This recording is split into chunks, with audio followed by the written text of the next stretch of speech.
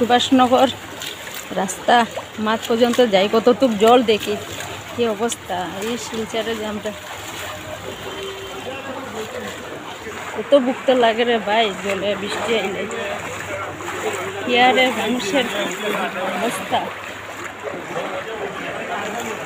দেখো হাতের উপরে জল। দেখো এটা যখন 2022-এ যখন ফ্লাড আসলো পুরো গলা পর্যন্ত জল। দোকানের সমস্যা চিন্তা করো, হাঁটিয়ে হাঁটিয়ে যেটা দেখতে থাকো বন্ধুরা। দেখো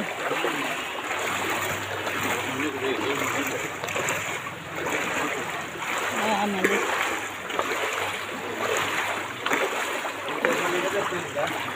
এটা হলো 1 নম্বর গল্লি সুভাষনগর।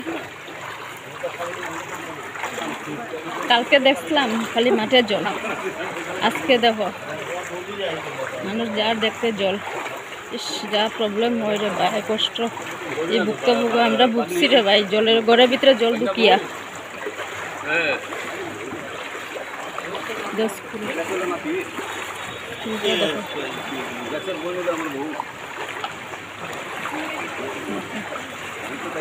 মানুষের কি দশা এই রে, মানুষের কি কষ্ট, কি প্রবলেম হয়।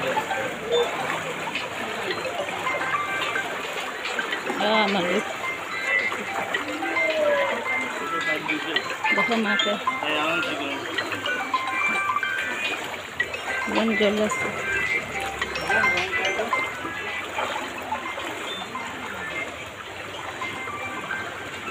ওই দেখো এদিকে 2 নম্বর গল্লি সুভাষনগর। ওই দেখো বাবার এই জল বেশি আছে, এই কোমর পর্যন্ত জল উঠবে। ওই এদিকে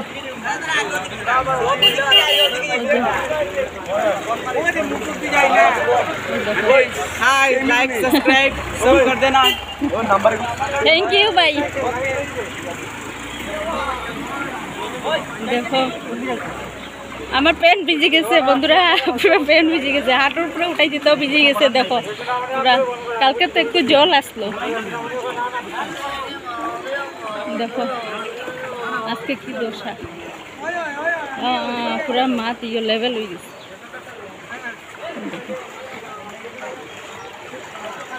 ওইদিকে আবার শুকনা। দেখো বেজান মানুষ জল দেখার লেগে গেছে, প্রচুর মানুষ। তো বন্ধুরা ভিডিওটা এখানে শেষ করি। তোমরা দেখো পুরো ভিডিওটা, শিলচরের অবস্থা খুবই খারাপ। আজকে যদি সারাদিন বৃষ্টি দেয় তারপরে আরও অবস্থা খারাপ হইব। আর রাজুদার দোকানের সব ঢুকে গেছে দোকানের ভিতরে।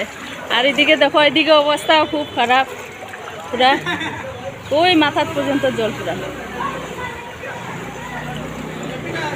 এই জলে, রাস্তা জলে আমরা 2022-এ স্নান করতে লাগছে। এমন জলে ক্রাইসিস হয়েছিল, কারেন্ট নাই, জল নাই, 12-13 দিনের মতন কি কষ্টটা করছি। আর জল আইলে আমরা টেনশনটা বাড়ে, জল থাকে না, কারেন্ট থাকে না, বহুত প্রবলেম হয় বন্ধুরা। যার উপরে পড়ে হেরাই বুঝে কি প্রবলেম, ঘরের ভিতরে জল ঢুকলে অত অসুবিধা হয়।